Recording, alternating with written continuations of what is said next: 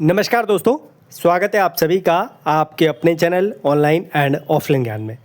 दोस्तों डीएमआरसी आप लोग जानते ही हैं आईटीआई वाले बच्चों के लिए, जैसे कि फिटर हो गया, मशीनिस्ट हो गया, इलेक्ट्रॉनिक मैकेनिक हो गया, इसके अलावा इलेक्ट्रीशियन हो गया, आप लोगों के लिए नौकरियां निकालती थी। लेकिन अब वो जो नौकरियां थी वो निकलना बंद हो गई है, जिसे परमानेंट नौकरी बोला जाता था, जिसमें टेक्नीशियन के तौर पर बच्चे जो है मेट्रो में डीएमआरसी में लगे हुए हैं। अब वो चीज़ बंद होकर इन्होंने कॉन्ट्रैक्ट बेसिस पे नौकरियां निकालना शुरू कर दिया है।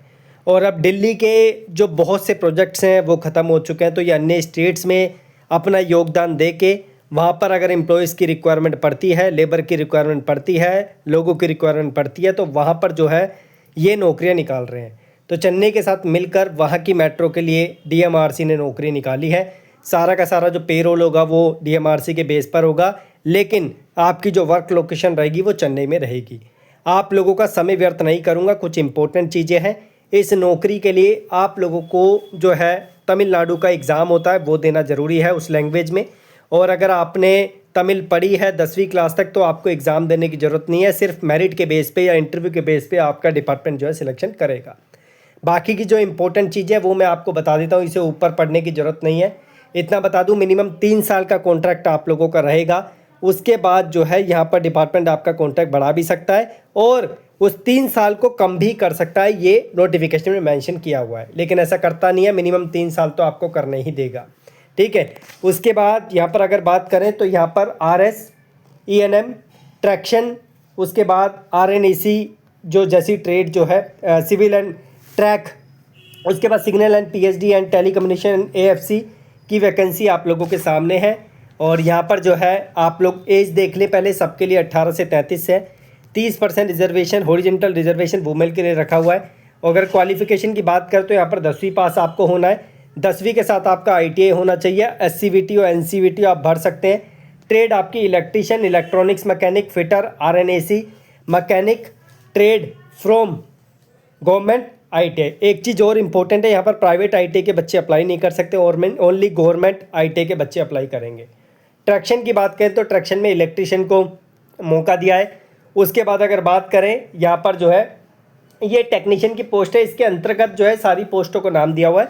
उसके बाद एक और पोस्ट है जिसमें जो है यहाँ पर इलेक्ट्रॉनिक मैकेनिक के बच्चे अप्लाई कर सकते हैं, ICT/SM के बच्चे अप्लाई कर सकते हैं, IT के बच्चे अप्लाई कर सकते हैं, कंप्यूटर हार्डवेयर है, नेटवर्किंग मेंटेनेंस है, कोपा नहीं है, ठीक है, हार्डवेयर वाली पोस्ट है। मैकेनिक इंडस्ट्रियल इलेक्ट्रॉनिक्स है, power electronic system from government ITI। उसके बाद एक और है सिविल एंड ट्रैक की, मैट्रिकुलेशन या फिर 12th पास ITI चाहिए। फिटर में प्लम्बर भी चल जाएगा, वेल्डर भी चल जाएगा, कारपेंटर भी चल जाएगा, गवर्नमेंट इंस्टीट्यूट से आपका होना चाहिए। यहाँ पर कुछ और चीज़ें आप इसे पढ़ो, क्या लिखा हुआ है, the ITI in the relevant trade will be required as given in the table above for maintenance department. The minimum aggregate marks for ITI must not be below 60%. The candidate must be passed out from government ITI और government aided ITI of Tamil Nadu, ठीक है। भारत के किसी भी government ITI से आप लोग पास हो सकते हैं, जरूरी नहीं तमिलनाडु से, लेकिन वो तमिलनाडु का एग्ज़ाम देना आप लोगों को ज़रूरी है। टेन्योर की बात करें तो 3 साल मिनिमम कॉन्ट्रैक्ट रहेगा। उसके बाद ये कट इन भी हो सकता है, रिन्यू भी हो सकता है, डिपार्टमेंट पे डिपेंड करता है। पैकेज एंड इनिशियल जो इंगेजमेंट पीरियड होगा आपका, आप देख सकते हैं कितना पे आउट आपको यहाँ पर मिलेगा, क्या क्या फैसिलिटी आपको मिलेगी, सब कुछ मेंशन है। तो सैलरी आपकी 27 से ऊपर जा रही है तो PF कंट्रीब्यूशन भी आपको डिपार्टमेंट देगा।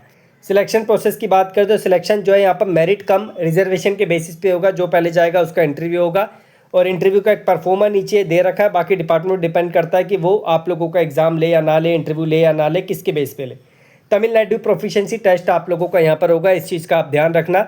और the candidate found suitable shall be impaneled for a period of 2 years from the date of approval of the competent authority। मतलब ये है कि जिन्होंने 10वीं क्लास तक तमिलनाडु का सब्जेक्ट पढ़ा है उनको कोई अलग से एग्ज़ाम देने की ज़रूरत नहीं, उनको डायरेक्टली डिपार्टमेंट हायर कर लेगा, ठीक है। प्री इंगेजमेंट मेडिकल एग्जामिनेशन है, मेडिकल से रिलेटेड भी आपकी जो चीज़ें यहाँ पर होगी, ट्रेनिंग कोर्स, लीव से रिलेटेड सारे गवर्नमेंट की जो फैसिलिटी मिलती है, लीव एवरीथिंग वो सब मिलेगी।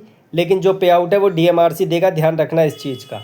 ये इंटरव्यू की आपकी लोकेशन है, किसको कहाँ पर जाना, 6 नवंबर 7 नवंबर सब कुछ यहाँ पर मेंशन है, कौन से कॉलेज में आपका इंटरव्यू होगा ये आप लोग पढ़ लेना, ठीक है। एड्रेस वेड्रेस सब कुछ मेंशन है। अन्य स्टेट से मैं रिकमेंड नहीं करूँगा, सेम जगह के जो लोग हैं वो जाइए, बायोडाटा दे रखा है। आप इसमें ही बनवा के लेकर जाना, इसका प्रिंट आउट निकाल लेना खाली, और फिर जाके जो है इंटरव्यू देना, ठीक है। अन्य स्टेट के बच्चे जा सकते हैं, बस मैंने बोला कि 10वीं क्लास तक तमिलनाडु का जो आप लोगों का सब्जेक्ट है वो आपके पास है तो अच्छी बात है, नहीं तो तमिलनाडु का प्रोफिशिएंसी टेस्ट आपका होता है वो आपको देना पड़ेगा। ये चीज़ हो गई। इसके बाद इनकी ऑफिशियल वेबसाइट में आपको दिखा देता हूँ कि कहाँ पर चीज़ें इन्होंने दी है। तो ये इनकी ऑफिशियल वेबसाइट है जिस पे सारा डेटा आप लोगों के लिए दिया हुआ है। नीचे आप देखेंगे तो यहाँ पर जो है आप लोगों का वॉक इन इंटरव्यू से रिलेटेड, और यहाँ पर आपका तमिल में जो नोटिफिकेशन है वो, और इंग्लिश लैंग्वेज में नोटिफिकेशन है वो अच्छे तरीके से दे रखा है। इसी में आपको फॉर्म मिल जाएगा। कोई दिक्कत आती है टेलीग्राम पे आप देखना, मैं लिंक आपको डिस्क्रिप्शन में दूंगा, सो दैट टेलीग्राम से आप कनेक्ट हो जाए। कोई कन्फ्यूज़न होती है तो आप मुझे बता रहा हूँ। धन्यवाद।